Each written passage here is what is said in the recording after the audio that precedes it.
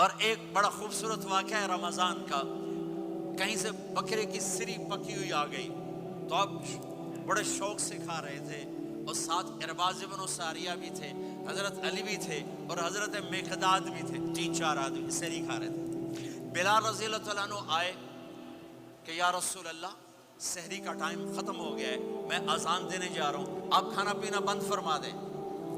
اب میں کہا ٹھیک ہے، وہ باہر چلے گئے، اذان دینے لگے، پھر خیال آیا میں دیکھ لوں کہ آپ نے کھانا چھوڑا کہ نہیں چھوڑا۔ واپس آئے تو آپ کھا رہے تھے، یا رسول اللہ واللہ لقد اصبحت، اللہ کی قسم صبح ہو گئی۔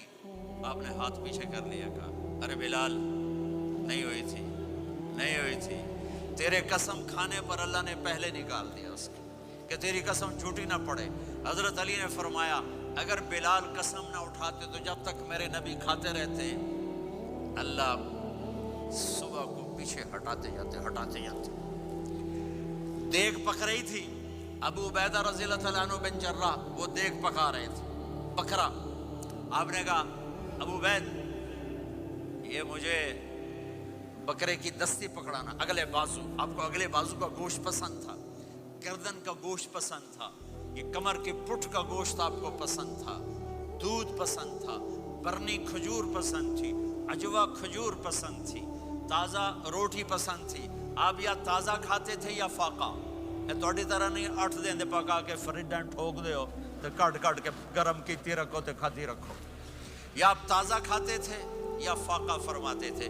ایک دفعہ فتح مکہ پر ام ہانی کے گھر آپ نے باسی روٹی کھائی، ورنہ آپ نے ہمیشہ تازہ یا فاقہ یا تازہ یا فاقہ، کبھی جس کھانے پہ رات گزر جاتی اسے نہیں کھاتے تھے۔ تسی ماشاءاللہ 8 راتاں جو کھدی جاندے ہاں۔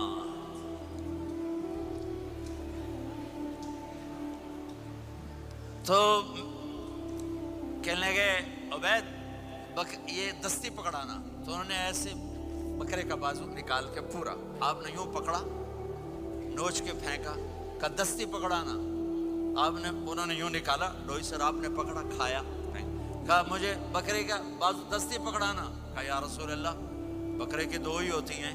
آپ نے کہا تیرا بھلا ہو جائے، اگر تو میرے کہنے پہ ڈوئی ڈال دیتا، جب تک میں کہتے رہتا اللہ مجھے نکال کے کھلاتا رہتا، اللہ مجھے نکال کے کھلاتا رہتا۔ اللہ نے رمضان بھیجا ہوا ہے، رمضان آ رہا ہے، اللہ کی رحمتوں کا جنت کے دروازے کھل گئے، جہنم کے دروازے بند ہو گئے۔ ایک دوسرے کو معاف کر دو، روزے کی حفاظت کرو۔ آپ بہت سے بہن بھائی آئے بیٹھے ہو، لڑے ہوئے ہوگے، ناراض ہوگے، میاں بیوی لڑے ہوئے ہوں گے، بھائی بہنیں لڑی ہوں گی۔ رمضان آ رہا ہے، تیاری کرو۔ جیسے حج پر جانے سے پہلے معافی مانگتے ہو، رمضان سے پہلے بھی ایک دوسرے سے معافی مانگو، ایک دوسرے کو معاف کرو، ایک دوسرے کو درگزر کرو، خود جا کے معافی مانگ لو، اللہ آپ کا مقام اونچا کر دے گا، مرتبہ اونچا کر دے گا۔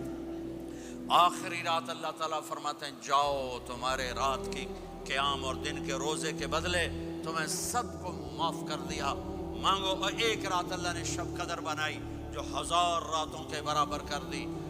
وہ آج آپ کی تو راتیں بڑی چھوٹی ہیں، 5 راتیں جاگ لو، 3 گھنٹے دی بھی نہیں رات ہوندی، تو 5 راتیں جاگ لو، 21 23 25 27 29، ان میں سے ایک رات ضرور شب قدر ہوگی۔ ایک رات کا جاگنا 80 سال کی عبادت سے بڑھیا ہو جائے گا، صرف ایک رات کا جاگنا، ایک رات کا جاگنا۔ ایک شرط ہے، دل میں بغض نہ ہو، نفرت نہ ہو، حقارت نہ ہو، کسی مسلمان کو حقیر نہ جانو، بلکہ کسی انسان کو حقیر نہ جانو، تو آپ کی بندگی اللہ کی بارگاہ میں پہنچ کر آپ کے مقام کو اونچا کر دیں گی۔